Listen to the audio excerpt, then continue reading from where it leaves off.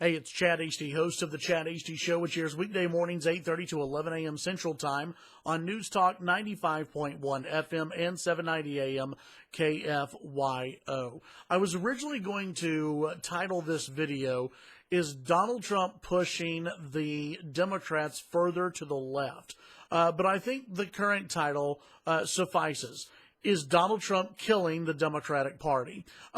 Because pushing the Democrats further to the left is actually killing the Democratic Party. It's something that Democrats and the most progressive wing of the Democratic Party don't understand. A piece came out in PJ Media on Friday night, and it was this: the night the Democratic Party died, or is February 28th, 2017, the night the Democratic Party died.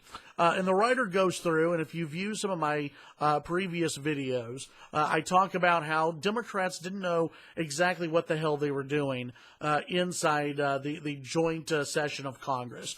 They didn't clap whenever Donald Trump brought up working together. They didn't clap whenever Donald Trump talked about putting the American workers first. Think about that.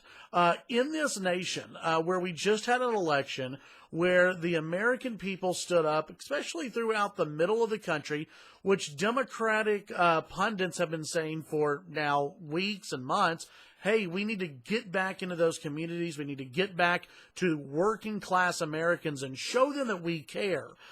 This is something that Democratic pundits have been saying, but Democratic lawmakers last night, whenever the president says we need to put American workers first, they sit down and they don't clap for that.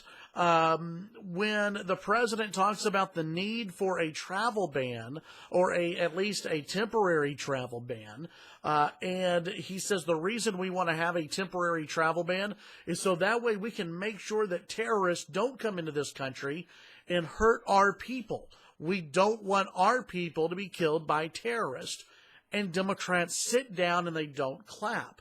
Think about how that plays throughout the United States for the working class voter, for what should be the elite in New York City who have seen terrorism.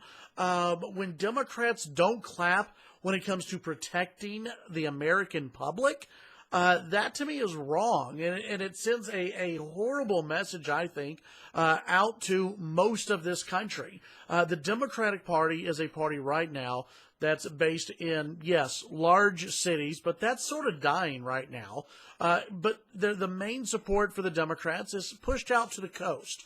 They are the party of Los Angeles, the party of New York City, the party of Hollywood, the party along the border, though there aren't a lot of votes there. The Democratic Party is dying right now, and they don't know how to respond to Trump except for moving further to the left, which will continue to kill the Democratic Party. If Democrats, and I really do believe this, if Democrats want to get back in the good graces of working class Americans and the average everyday Americans, they need to pull back from the progressive left, the Elizabeth Warren wing of the party, the Keith Ellison wing of the party. They need to pull away from that and actually come back to the middle, to being, what some would consider blue dog Democrats.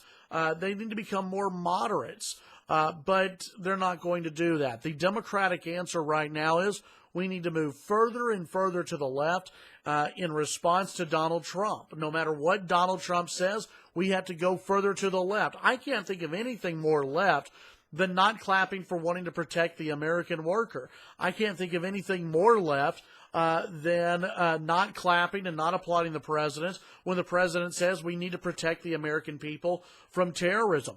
I can't think of anything more left than when a soldier is honored after dying in combat just weeks ago. A soldier is honored. His wife is in the gallery in tears, and you have certain Democrats who sit down during the second standing ovation and possibly during the first standing ovation. Some of them sat down. I can't think of anything further to the left than that, and I can't think of anything that'll kill a party faster than that right there. I said this on the show on the Wednesday edition of the Chad Hasty Show, that if I were working for Republican campaigns, the Republican National Committee, what I would do is I would take the video clips of when President Trump talks about putting American workers first and Republicans rising and clapping and Democrats sitting down, when President Trump brought up standing with our law enforcement, the Republicans rose and the Democrats stay seated and did not clap. When President Trump brought up protecting the American people from terrorism and the Republicans rose and the Democrats sat down and did not clap, I would take those video clips and I would plaster them all over the Trump states where Senate Democrats are running for re-election in 2018 and barely surviving right now in the polls. This is a way to really take back, I know Republicans have the Senate, but to really, really take the Senate, to have the votes in the Senate, to have a little bit of a little leg room in the Senate. That's exactly what I would do. I would keep showing that the Democratic Party is out of touch with the average American. And it is. The Democratic Party is dying because they don't know how to handle President Donald Trump. Tune in to the Chad Hasty Show weekday mornings, 8:30 to 11 a.m. Central Time. Follow me on Twitter, Chad Hasty Radio. Don't forget, subscribe to our videos and have a great day.